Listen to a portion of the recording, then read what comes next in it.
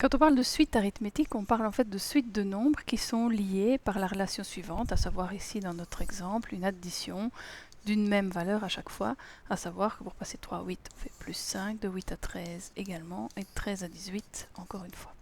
Alors pour pouvoir formaliser les suites arithmétiques, on va nommer les différents termes.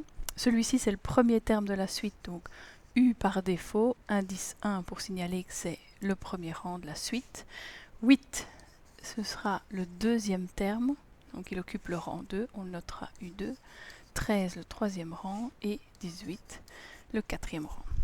Alors je constate que pour trouver 8, il me suffit de faire 3 plus 5. Autrement dit, U2 c'est U1 plus 5, ou, on va introduire directement le bon vocabulaire, 5 c'est ce qu'on appelle la raison, qu'on va indiquer petit r pour la suite, donc U2 c'est U1 plus R.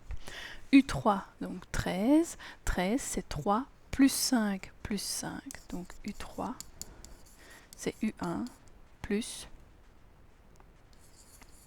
2 fois 5, ou U1 plus 2 fois la raison. U4, 18, 18 c'est 3 plus 15, donc c'est U1 plus 3 fois la raison.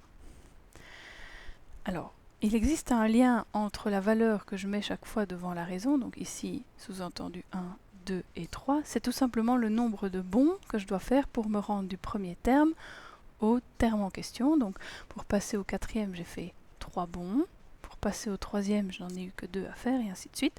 Et donc je pourrais généraliser avec cette première formule. Le nème terme de la suite, c'est le premier terme, plus un certain nombre ici de bons fois la raison.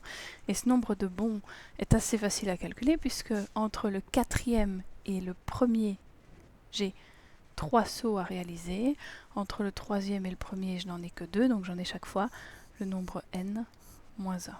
Donc ça veut dire que si je veux calculer U10, sans devoir faire 18 plus 5 plus 5 plus 5 plus 5 encore 6 fois, eh bien en réalité, je peux dire tout de suite que U10, c'est U1 plus 9 fois la raison, donc 9 fois 5, ce qui donne 3 plus 9 fois 5, 45, ce qui donne 48. Donc U1, c'est bien 3. Donc ça, c'est une première formule, à savoir que UN, c'est égal à U1 plus n-1 fois la raison. n-1, c'est donc le nombre de bons qui sépare le nème terme du premier. Une autre formule que vous pourriez rencontrer, qui est peut-être un petit peu moins pratique, c'est tout simplement que pour passer d'un terme au suivant, par exemple pour trouver U2, je fais U1 plus 5, donc U1 plus la raison, à savoir 3 plus 5, 8. U3, c'est le précédent, U2 auquel j'ajoute 5, donc 8 plus 5, 13. U4, c'est tout simplement U3 plus une fois la raison, donc 13 plus 5, 18 et ainsi de suite. Et donc la deuxième formule que nous pourrions retenir, c'est que UN est égal à UN-1 en indice, donc le terme précédent celui-ci, plus la raison. Voilà.